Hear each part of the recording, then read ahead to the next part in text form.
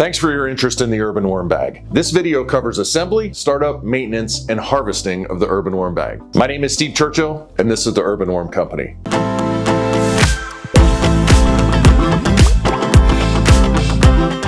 I started the Urban Worm Company in 2014 as nothing but a blog, trying to help other new vermicomposters recycle their organic waste at home and create a high-value soil amendment. In late 2017, I created the first version of the Urban Worm Bag. I thought the market needed a reasonably priced, continuous flow worm bin that someone could put together and use without any DIY skills. So what do I mean by continuous flow? Well, continuous flow is a way to vermicompost efficiently, allowing you to harvest worm castings without disturbing the ecosystem of worms and microbes that are hard at work processing your organic waste. The process is simple. You feed through the top of the Urban Worm Bag and harvest castings from the patent-pending bottom. Composting worms tend to stay in the top few inches of worm bin just like they do in nature. So when you feed the top of an Urban Worm Bag, the worms will move higher into areas of fresh organic waste. But that doesn't mean decomposition stops for everything else in the bin. Even though worms will find the fresh stuff on top, some will remain below, teaming up with the bacteria all throughout the bin to break down organic waste. By the time your Urban Worm Bag is ready to harvest, the bottom of the bag should be filled with fully processed worm castings that are ready to use in your garden immediately. Now that you know how the Urban Worm Bag works, let's look at how easy it is to put together.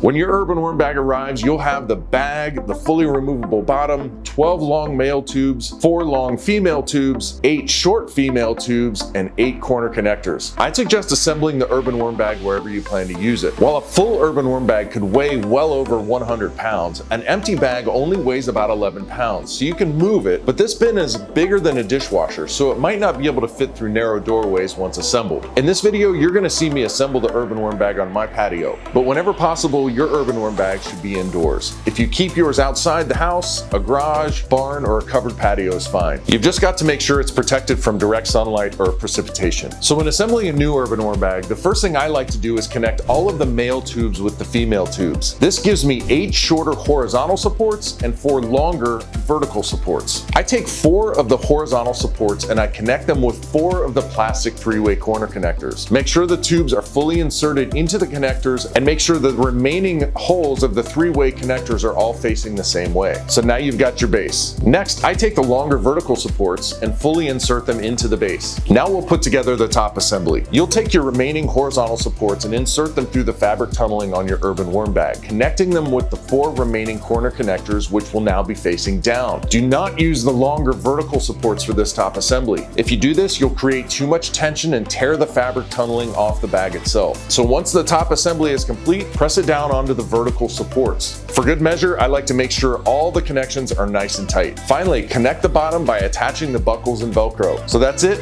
and you're good to go.